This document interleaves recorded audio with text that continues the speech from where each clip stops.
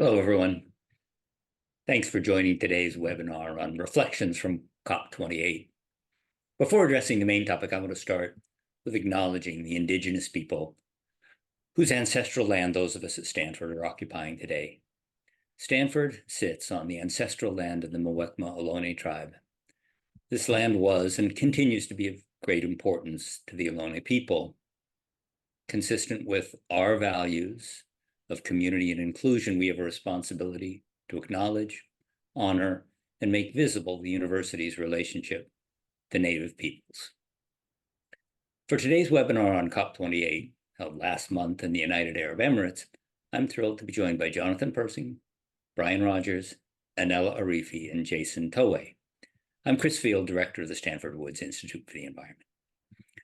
2024 marks the 20th anniversary of the Stanford Woods Institute for the Environment.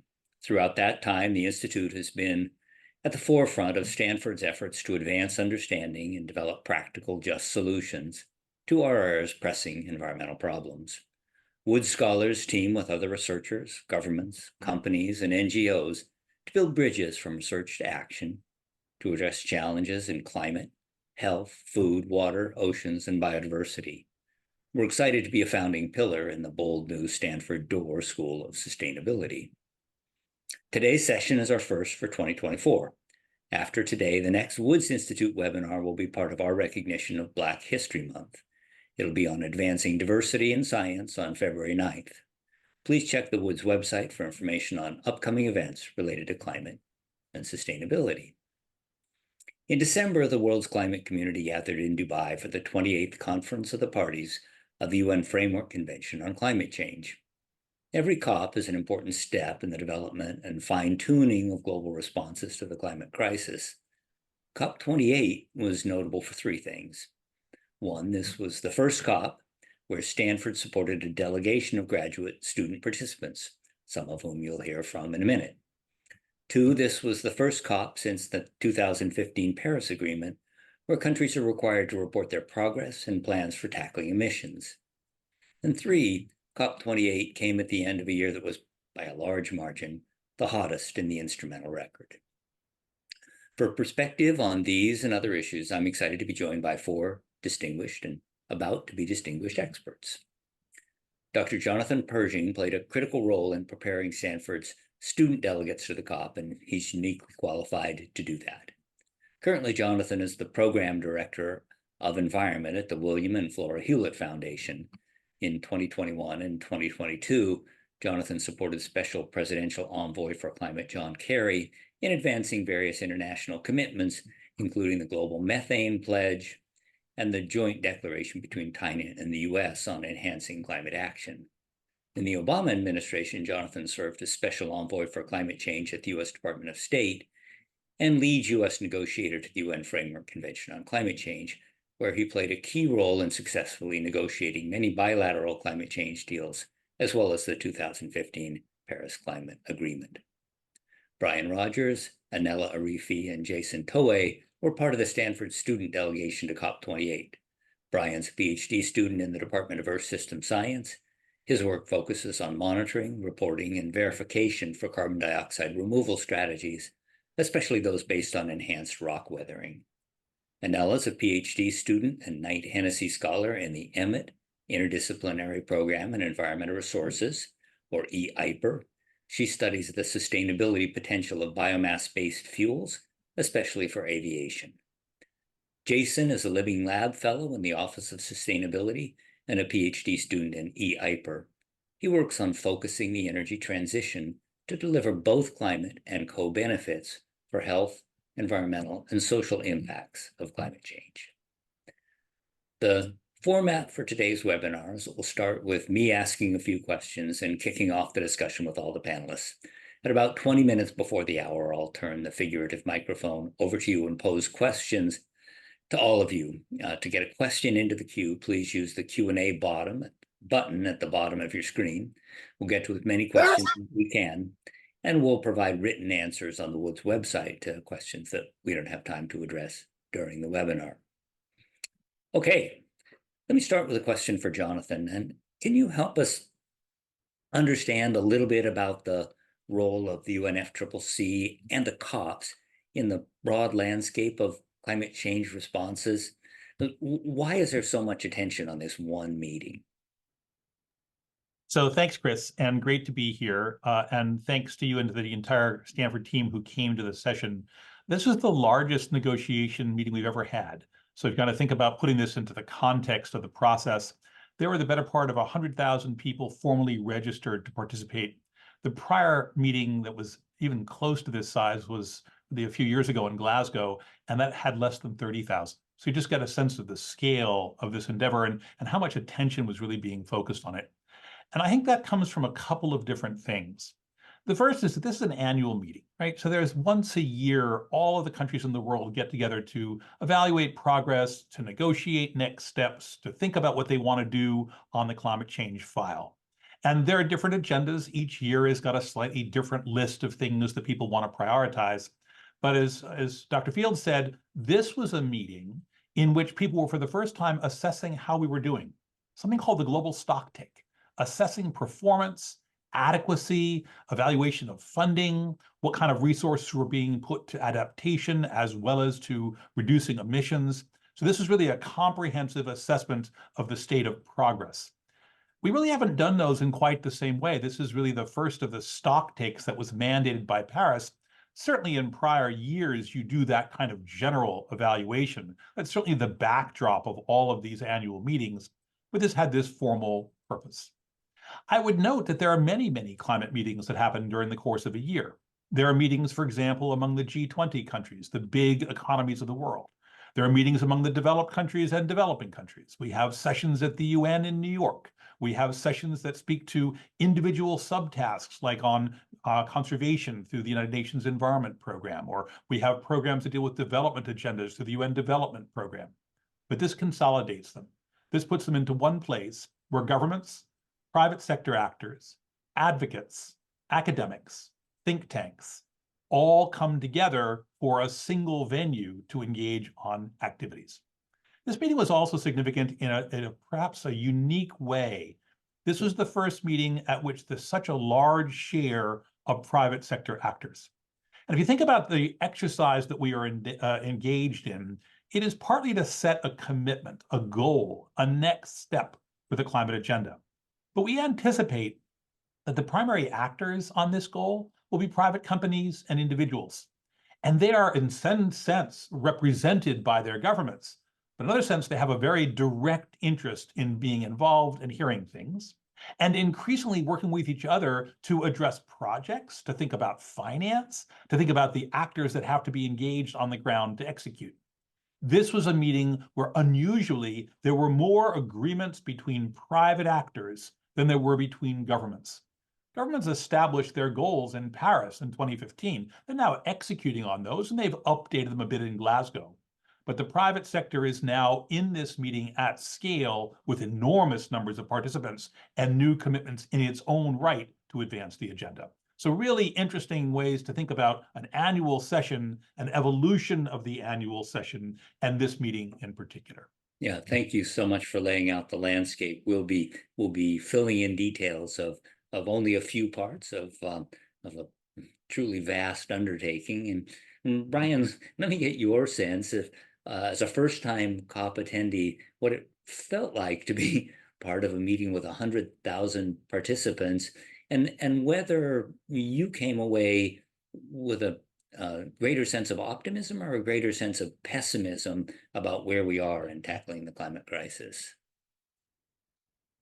Thank you, Chris. Yeah, attending a conference with almost 100,000 people makes you realize just how massive this whole operation is. And it did make me more optimistic because I got a better sense of that this, like, sure, this is an annual meeting, but things are happening year round, and they've set up a lot of funds and operationalized a lot of different funds that hopefully countries will be ambitious in meeting in their nationally determined contributions by 2025.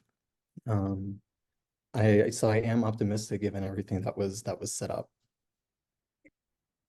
And let me pull an additional thread that topic with Anela. This was in many ways kind of the oil and gas COP, and so much of the conversation was about phase out, phase down, transition away from.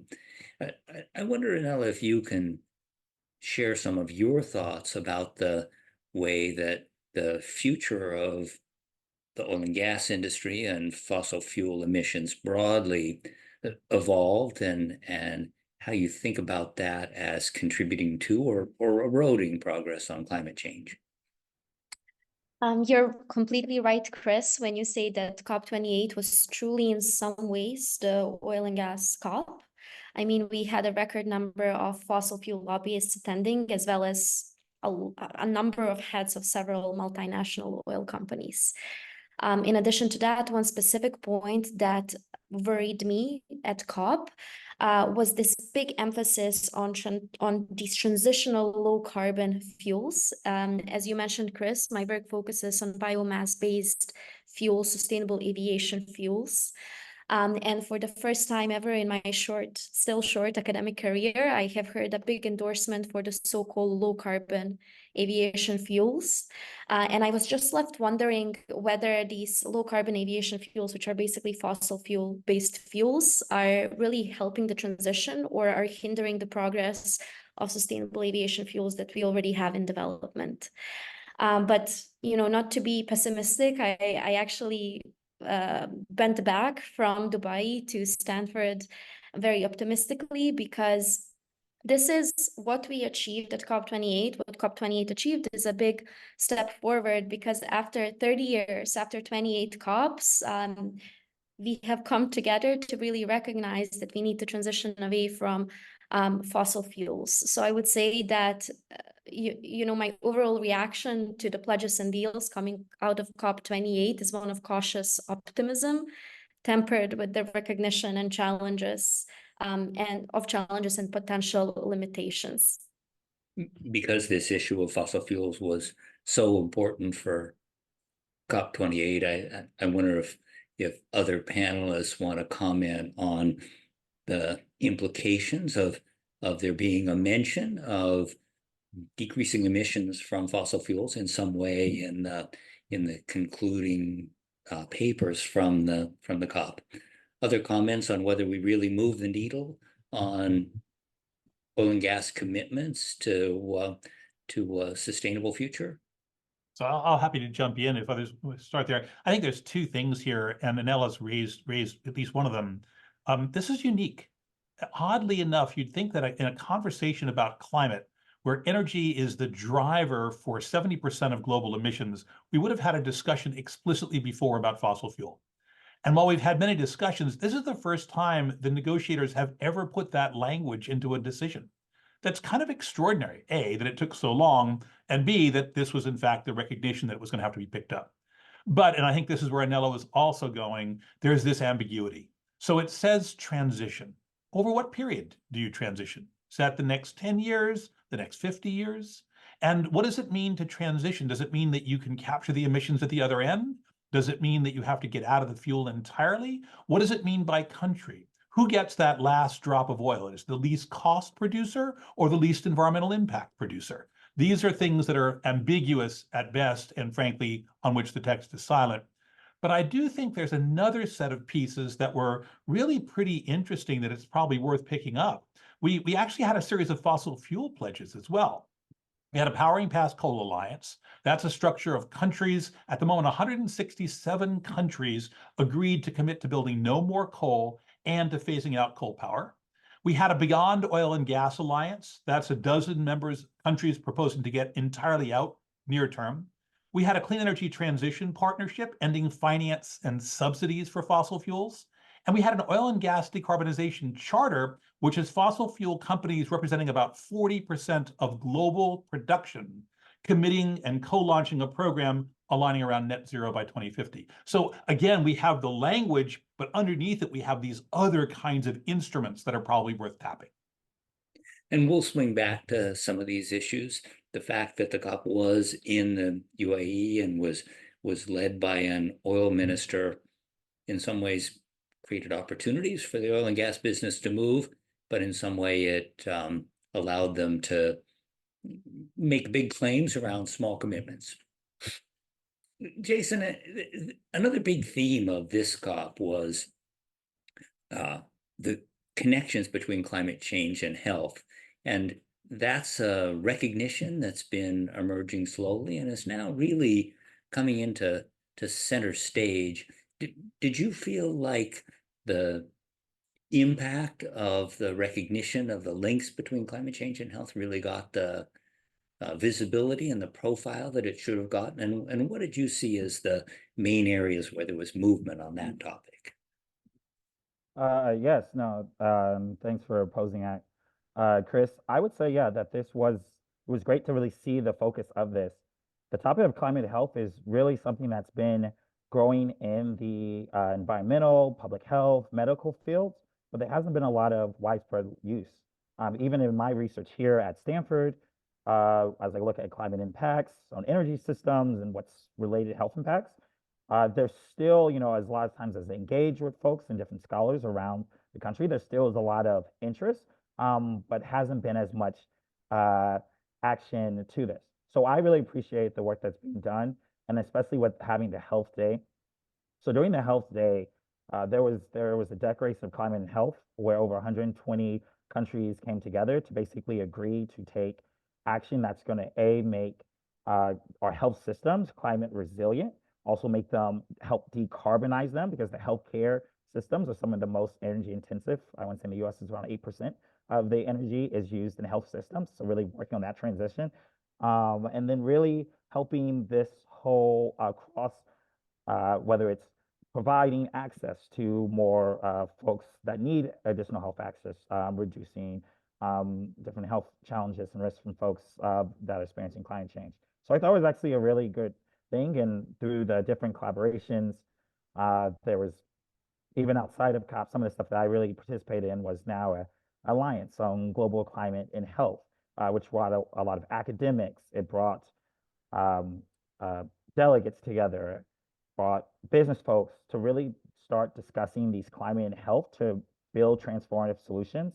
And one more piece that I'd like to talk is one of the things that was being taught and mentioned through a lot of the official events and the side events was this attached framework that the UN is pushing, which is Alliance for Transformative Action on Climate and Health. Through attach, they're really working on how can we build up new scalable solutions that are really going to push this. And I was just really impressed, and came very hopeful about where we can go in this specific space. It's really interesting for me to see the strong emphasis on the impacts of climate change on people and activities and economies. I think we started into the COPs with a focus that was primarily on landscapes and indirect effects on things like biodiversity and food systems for people. And now the emphasis is much more on the direct implications for people. And I think that's really gaining traction, and it also is making it much easier to have good conversations about policy responses to climate, including responses related to carbon dioxide removal. And Brian, let me come back to you about the component of the agenda that involves carbon dioxide removal, area of your own research. What was your sense of the level of interest and the level of commitment of countries to pursuing carbon dioxide removal as part of their climate response portfolio?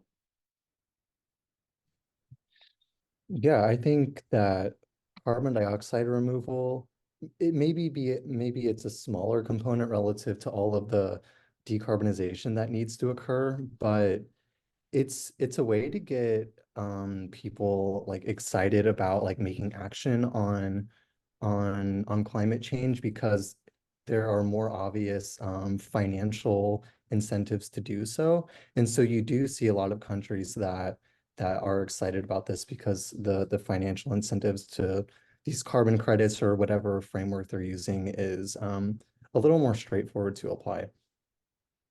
And could you say just a little more about that?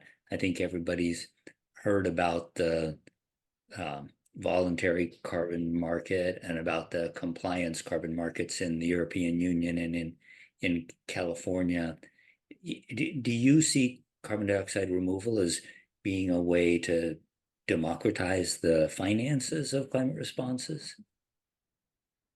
I think that in developing some sort of financial and accounting framework for carbon dioxide removal, I do think that will be very transferable to things like ecosystem services and how do you quantify those? I think those market structures will be transferable. Yeah. It'll be interesting to see how much that bubbles up through the UN system.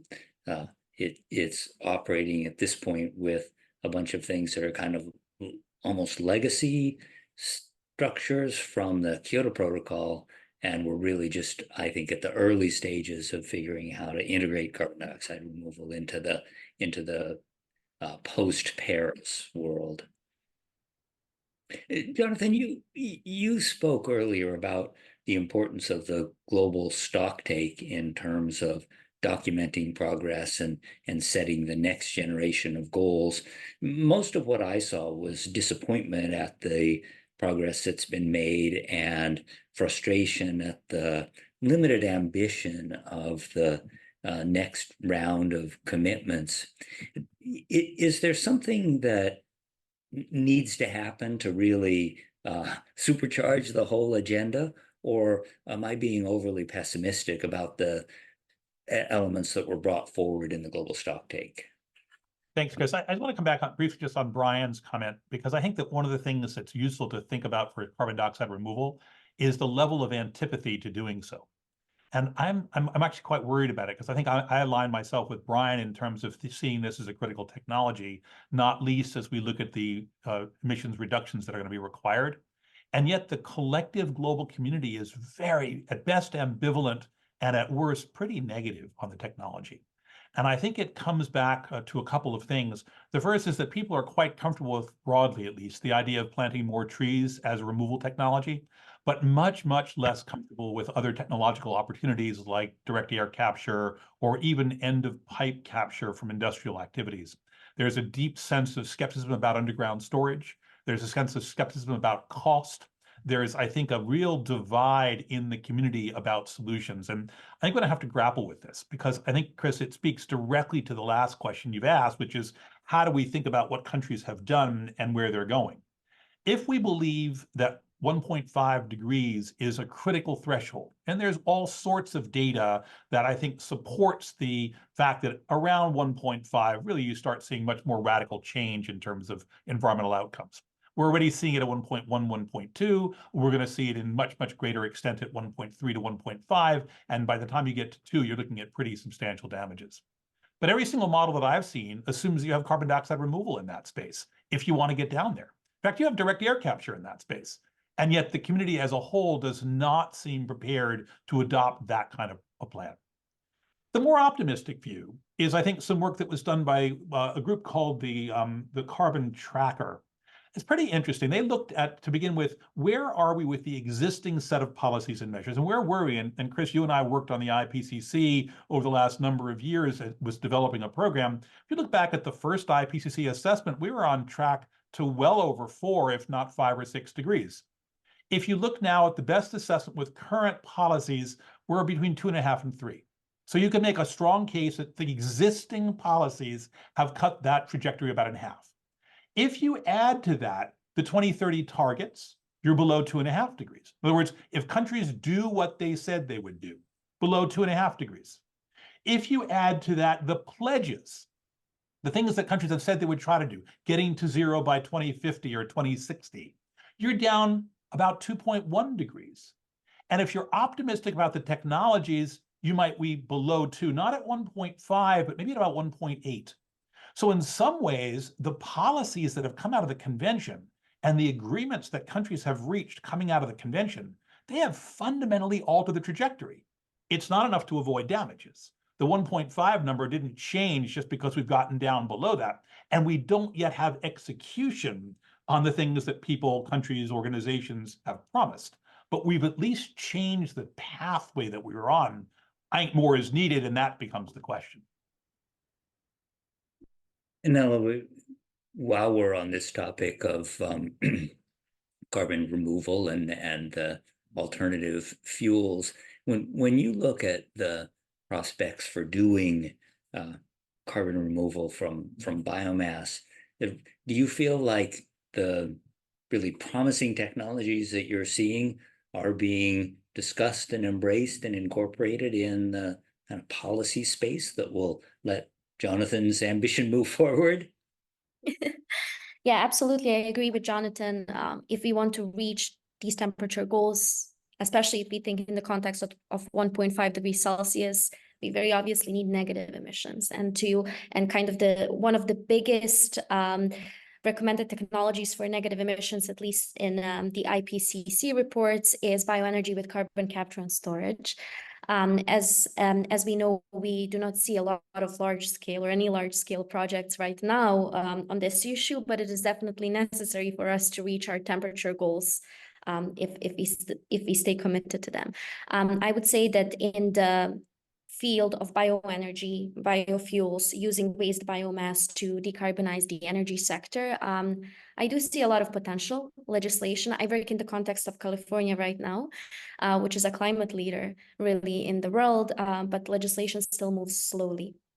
But what I am super excited about is, for example, the new provisions in the low carbon fuel standard for gasifying biomass and combining that gasification with carbon capture and storage. I think biomass gasification is a very interesting technology that doesn't have to just incorporate food crops, which can harm our food security, but which can incorporate waste resources such as animal manure, agricultural residues, forestry residues. So Chris, to kind of conclude my answer to your question, progress is slow, but we see progress. We see exciting credits coming out for gasification, coming out for encouraging bioenergy with carbon capture and storage. And would anyone like to comment on Jonathan's emphasis on the resistance that countries have shown to commitment to carbon dioxide removal? It's always felt to me that we get all tangled up in this issue of whether it's ethically acceptable to allow historical emitters to continue emitting and have strategies for CO2 removal or other ways to limit the amount of climate damages. But the real trade-off becomes, do we want to see climate change addressed, or do we want to see a just allocation of responsibility that results in sort of minimization of risk? And I feel like this really is where the UN process is most focused and has the most maybe diversity of opinions about what's the right way forward. And for anybody, I'd love to hear your thoughts. I can kind of add to Jonathan's comment, and yeah, I would agree that there are a lot of skeptics about carbon dioxide removal. I think it's an easy idea to grasp in terms of mitigating the effects of climate change, but like skepticism about the different technologies and the cost is most definitely there. I would, yeah, just kind of clarify my response in that way. Yeah, well, I think the real question for many countries is whether carbon dioxide removal is a strategy for limiting CO2 concentrations and limiting the impacts of climate change, or whether it's a strategy for allowing big emitters to weasel out of the responsibility to bring their emissions down to zero rapidly. I think, Chris, there's one more piece here which probably has to be factored in, which is that there's a bunch of history behind this. This is not a first time out for many of the organizations that are big emitters. They've been there before. And if we look at the performance over time, it's been poor. That is true not just for the oil and gas companies who've grown and the level of production has increased. And while per unit, they've somewhat decreased their ancillary emissions of things like methane, not by all that much. And if we look at other big corporate players, they've been pretty poor players also. I use the mining companies as an interesting case in point. So almost every single transition strategy that we look at is going to require substantial new volumes of critical minerals, everything from copper to cobalt to lithium. And yet, if we look at the mining companies that have produced it, a great deal of the historic record of mining is you go in, you extract the resource, and then you go away. And you don't manage your tailings, you don't manage the toxics, you don't manage the mine remediation structure. You're left to the community to do that. And the community almost invariably didn't gain much of the benefit from the actual mine. Those benefits went to shareholders, often in other countries. So this history is poor. It leaves you then with a much deeper divide. If the history had been good, you could imagine playing with these companies and saying, all right, you're responsible actors, let's do it. If the problem were not so serious, you could imagine saying, I don't need that solution, I can move beyond that solution. But the problem is serious and there aren't very many options, and the company performance has been bad. So you're kind of left grappling with that constraint. Yeah, really, a really bright spotlight on why this problem is so challenging. Jayson, another big theme in COP28 was the commitment of additional funds to a program for addressing loss and damage. And loss and damage is almost orthogonal to the other topics we've been talking about. Do you want to comment on how you experience the dialogues around loss and damage and how you see it fitting into the overall framework of climate responses? Sure. So I'll just start off with talking about so loss and damage is really focused on having the folks really that have impacted and driven up climate to actually pay for the damages experienced many of the communities impacted.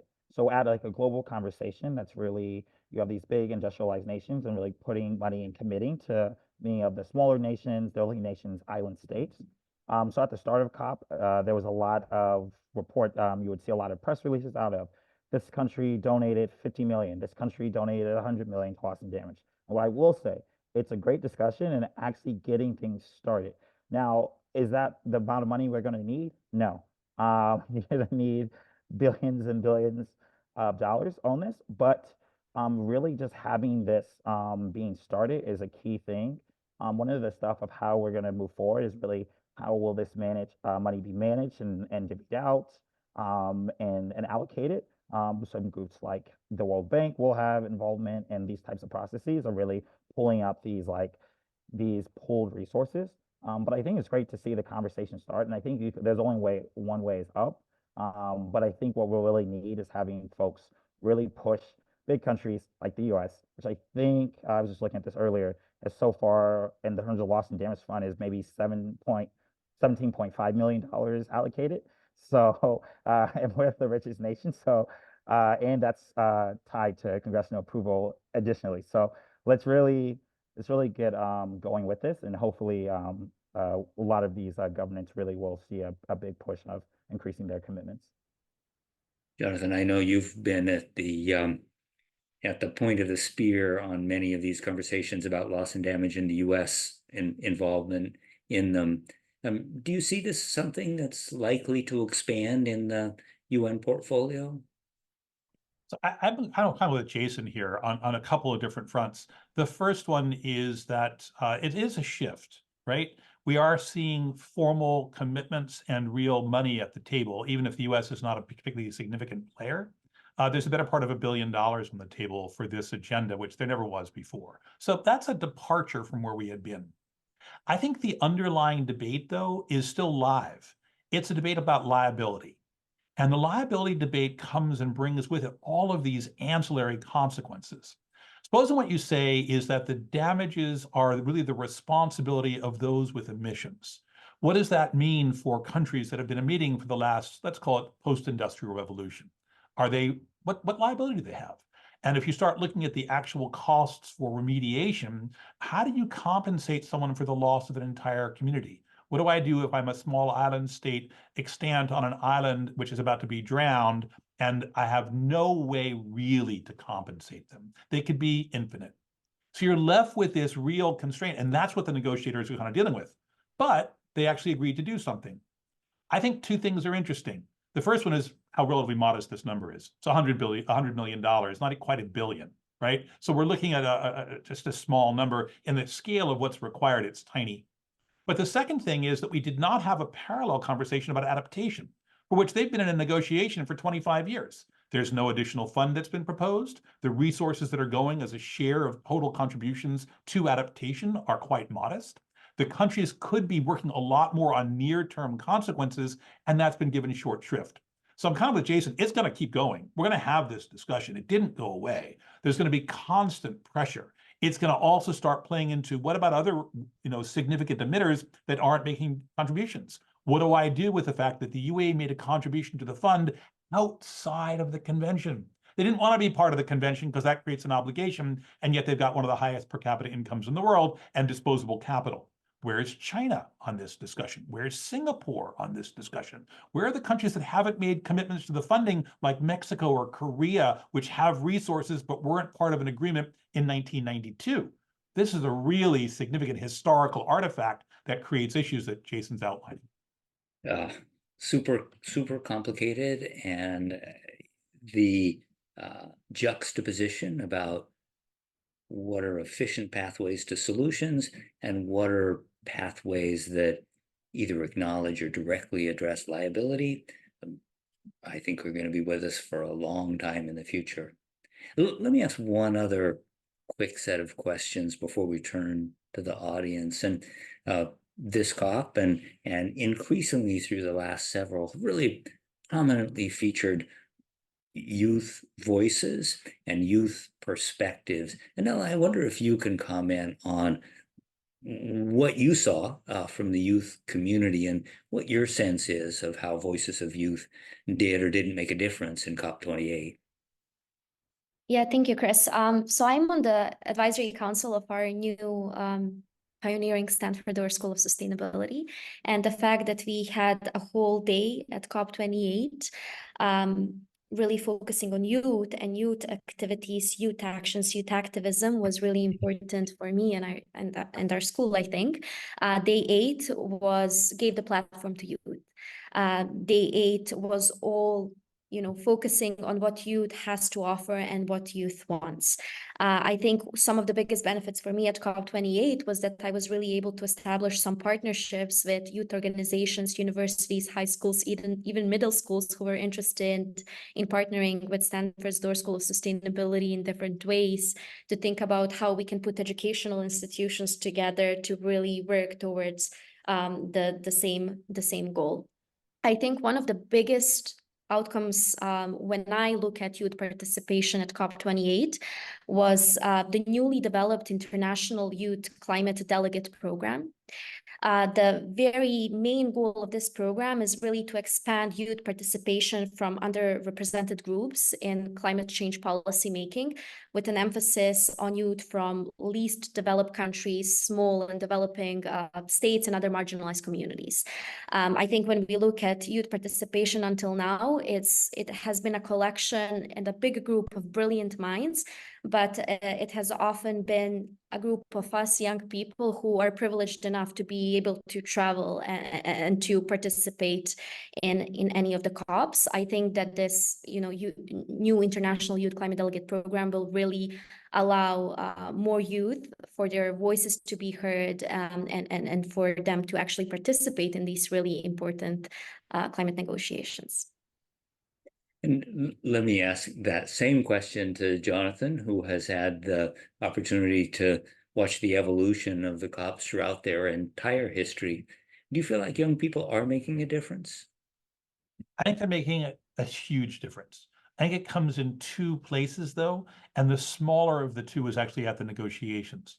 The much larger of the two is back in capitals, where people are able to kind of intervene with legislators, intervene with their representative governments, kind of come in and urge for different policy outcomes.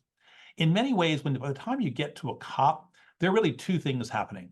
Most governments have agreed on most issues before they went. So they're trying to negotiate around the margins, where the disagreement is still real, but they're looking for compromises, places that they both can get kind of what they need. But the basic policy has been set. So that's actually a reason you want to be back in capitals pushing and not exclusively at the COP. But the second thing that happens is that most of the world doesn't actually pay attention to this most of the time. It's just not on people's radars. What's on your radar is your job and the weather and whether or not your car is working and whether or not you can pay the rent and, you know, a bunch of other things about your family life. This comes up as a really salient point only a few times a year. And one of the things that the youth community has done, I believe very effectively, is to elevate salience and to make it more visible. And that happens partly by showing up and partly by having your voice heard and partly by speaking out in channels that are often really not that well used by traditional media, but reach many more people and get out in a much more effective way. And I think what we saw out of this COP, at least if you track the kind of reporting coming out, not the New York Times reporting, but TikTok reporting, that was extraordinary. Yeah, I think that the opportunities for creative, impactful stagecraft at the COPs can't be overestimated. Okay, let me turn to some questions from the audience now. And I'm going to start with one from John Wise. Here's the question. We need much more clarity of terms: net zero, offsets, abatement, negative emissions. There's great mischief of abusing and greenwashing these key terms. Brian, did you see the kind of clarity among the delegates that's necessary for real progress, or do you think a lot of this was couching things in weasel words? I have to, like, to be honest, all the sessions that I attended, it was pretty consistent terminology, I would say. So the pretty consistent and pretty well defined. I think maybe outside of like when these areas are used outside of the expertise, like that's when like companies can kind of greenwash, but the pavilions and the companies that were there, I honestly think dealt with that reasonably well. Obviously, in the negotiations, the precision of the language is something that gets a lot of focus. And as everyone observed, when you actually look at the negotiations, most of the time is spent refining the precision of the language. To follow up on the same thing, let me ask a question from Douglas Bingham. Says, I'm curious, of the 150 plus nations represented at COP28, were there any important holdouts who wouldn't go along with the main conclusions or who wouldn't attend at all? Did anyone have veto power? Since it's kind of a technical COP question, let me turn to Jonathan first on this one. So the short answer is that in the way the organization is set up, there are no formal rules for voting, which is to say it's been taken up since before the COPs even began in the 1990s. And we never agreed on a set of voting rules. We couldn't, because you had to agree on them by consensus, and we didn't have consensus to get to a vote. So you're still left with this idea of consensus. Now, consensus has actually changed in its definition, and this back a little bit to the previous question. Definitions here certainly matter. The kind of common usage for consensus is the absence of stated disagreement. But it's now become the absence of recognized disagreement. And that's slightly different. Who's doing the recognition? The chair of the process. The chair in this case being the president, who in this case was the United Arab Emirates representative. So if the representative stands at the podium or sits down at the big dais and they're back in the room and they just don't happen to see someone wildly objecting, it just goes through. They just didn't see it. And that's actually unfortunately been the case in a couple of cases. Now, having said that, it's very rare that that actually happens, because the back conversation that the chair is engaged with are for every dissenting party. There's a conversation. There's a discussion of what do you need? How do we create space for you to be part of the consensus? What coalitions are you part of? Could we bring you in with some other things that may not be what you're asking for in this domain? Maybe there's something else over on this other negotiating track that might be satisfactory or interesting for you. That is the bulk of the time that the president spends and other coalitions spend. So in fact, at this meeting, there were grumbles, but the big players didn't object to things like the transition. The Saudis were accepting, the Russians didn't block, the Americans didn't block. These are all three major players in the fossil fuel sector. China, with its massive supply, didn't block. So what you end up with is that you have broad consensus around the outcome. Part of it's because there's some ambiguity. Part of it is constructive ambiguity. As a friend of mine from the State Department says, one of the ideas about constructive ambiguity is that you have enough wiggle room in the terminology that you can still see your way through to accepting an outcome without being so locked in by rigidity that you can't move forward. So these are things that kind of continue to evolve as the process unfolds. Jayson, do you want to comment on this question of what consensus looks like from the people you talk to, and did you feel that the communities you were interacting with supported the directions that the negotiations were going and felt that the negotiators are speaking for them? Yeah, I want to say, so I think, especially in the health community, there's always going to be like a strong interest and push really towards like strong action moving forward. So these will be some of the people most critical of, let's say, the oil and gas industry and these lobbyists, things like that. So a lot of events, so I think everyone in those groups were excited about where we're moving, because like I said, it's kind of in these spaces, you're kind of moving from a not really talked about to actually getting attention to the table. And obviously a lot of them have many goals that they want. I mean, like, I know we talked about this being like the oil and gas COP, and I feel like any person in the health space, even like just going, you're like, are we actually going to see a lot of actual benefit at all, like, or am I just here as propaganda? But I think as we saw, and even as we read the reports, and even I know we talked about like this transition away and everything, I think generally people are still like, like, we can do this. So like we're seeing more folks putting money into solutions-based efforts. And I think that's the communities that they're really excited about, like tangible things, like tangible adaptation measures, or that can actually help impact folks' health and well-being. So I think we saw generally, people thought generally things were good, but obviously that we're definitely on the farther side of the action that we were looking to be taken. And that's good, because you need folks to actually push the envelope for that. But a pretty optimistic perspective from the people who are trying to push the envelope. Let me turn to a question for Anela. This one's from Julie Lamont. Did all of you feel the commitment to nature-based solutions, focus of the recent COP, as a legitimate and powerful method of addressing climate challenges is one that will lead to real action on this front? Well, Chris, as your advisee, many people in our lab focus on natural climate solutions, and I would very much like to hear your answer on this question.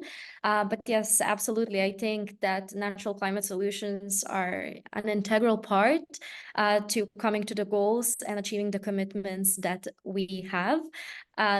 In my opinion, there's not a question that we will need to deploy natural climate solutions to get to where we want to get. But Chris, I would very much be interested in your opinion on this.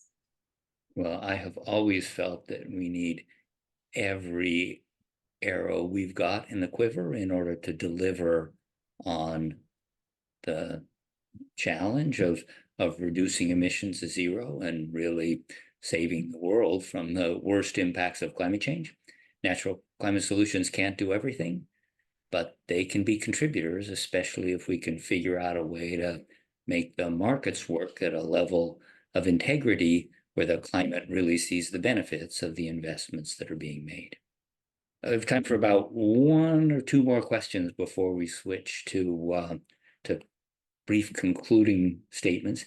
Let me ask one about methane. This one's from Keller Strother.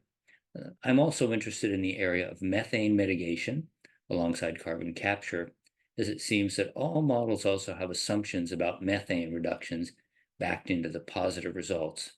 But I see little substantive work emerging in this area also. Am I missing things in this area? Jonathan, you've really been a leader in the global methane pledge. Where are we? So thanks very much. I think you're both missing and not missing things. In the sense of missing, there is this global methane pledge that Chris has just alluded to, which was for the first time pushed forward in Glasgow. It was upgraded. We now have about 150 countries as part of that pledge. And the pledge is really to try to really radically reduce methane emissions across really all sectors. They're primarily working on three. They're working on emissions from energy. So that's things like natural gas flares that come out of oil and gas production. They're looking at agricultural methane. That's both a combination of ruminants and rice. And they're looking at waste methane. That's primarily the releases from landfills, which actually produce methane as a part of the process for the breaking down of the landfill gas. Those are the three big places. Those are actually make up the vast majority of total global human-related methane emissions. So in that sense, there's a fair amount going on. There are a set of technologies, actually the Door School is working on this. If you talk to Arun and the thinking that he's been doing about one of the technologies that requires really significant innovation and investment, he'll tell you that we actually have to figure out how to capture methane, and that that's a technology that Door School may be one of the leaders in trying to develop. At the other end, we do know how to catch and not release methane out of natural gas production and out of oil and gas production, but we don't do it. We do know how to cap a landfill and extract the methane for additional energy supply, but we don't do it. We're nowhere near as far along on some of the ruminant methane options in terms of large-scale development, nor are we quite as far along on land management, although we understand some pieces, kind of understand the process, but don't have great solutions that scale well. But we're currently working on a bunch of those pieces. Now, all of that having been said, the commitments to reduce methane are modest. If you look at the national commitments that countries have made, many mention methane. Almost nobody has a tangible, actionable program of work that would lead to deep reductions. Even though the investments required to tackle methane are small relative to the amount of warming that the methane causes. And you do see it in oil and gas. You're seeing it a little bit in landfill. You're not really seeing it in ag. And that's by far and away the largest total share. And you're beginning now to see some other things, which are natural cycles that are coming from the increasing levels of climate change, where the entirety of the Arctic tundra is now potentially at risk as we melt off the permafrost and see outgassing. We have methane clathrates that may be under warmer circumstances in the oceans, much more likely to interact with the air. So there are a couple of tipping points in the methane debate that I think we are perilously close to, and I don't think we have answers for. Let me ask one final question. This one's from your EIPER colleague, Anela Arifi. She says, beyond organizing students and young people, is there a role for Stanford as an institution to play in negotiations in the lead up to COP29? Brian, your thoughts on that? My thoughts are, as an observer, I felt very, very separated from the negotiations, and I don't, I'm not like aware of paths like observer organizations like Stanford to actually directly contribute to the negotiations. I would be curious to hear about that. Yeah, well, I mean, it's always important for the new science to create the platform on which the negotiations can advance. Jayson, do you have a comment on the role for Stanford? I know this wasn't your first COP. Yeah. Well, I think the fact of actively being there really helps. I mean, having scholars, faculty, just members of the community really sharing really gets us into space, and we can bring ideas that we're championing here. Similarly, I think, yeah, Stanford can play a large role. When I say large role, I mean it can play a role. So even doing this webinar today, and the website and all the resources that we're producing and the pre and post, people are reading this, people are subscribed to this. So if we want to champion thoughts and perspectives that we have for the next COP, whether it's things like, I know some of my interests are like more focused to these environmental justice, really continuing to keep this health conversation, and really transitioning to actually put more funds in loss and damage. The articles, the research reports, the webinars, all those things can really help contribute that. And being Stanford, such a well-known institution, we have a wide reach. So I think we can really help grow our COP presence in the future. And I think we should. Why don't we spend the last few minutes with a quick closing thought from each of you, maybe the main takeaway you brought from Dubai, and the main thing you'd like to see addressed in COP29. Anela, you want to start? Of course, Chris, thank you. I think the latest number of how many people attended COP28 was 58,000 people. And for my first COP, to be that big of that grand of an event has just been incredible. For me, probably the biggest impression that I had was just how many people care and showed up. As Jonathan said in one of our workshop sessions, there's a second, a third circle of people who do not even attend the COP. So just to think about the sheer number of people excited about these issues is something that is super encouraging for my research and my future career in this field. When it comes to COP29, biased to my own research, I would like to see more main formal events on decarbonizing the very heavy to decarbonize sectors like aviation and marine travel. And this COP was a good beginning to that. Ryan, a closing thought? Biggest takeaway I would say related to my research is stacking carbon dioxide removal methods will be necessary to actually make them scalable to the gigaton scale. I would say for COP29 is the role that developed countries play, not just in a financial sense, but just in offering their expertise and how they can speak to governments who don't have that scientific expertise and advise them on how to transition away from fossil fuels. Biggest thing I would say is that folks are ready, folks are engaged, folks really want to move forward and really be part of the action and solution space. So the climate's changing, and folks are wanting to know how can we reduce these impacts, what may they be, and they're ready to engage in all areas.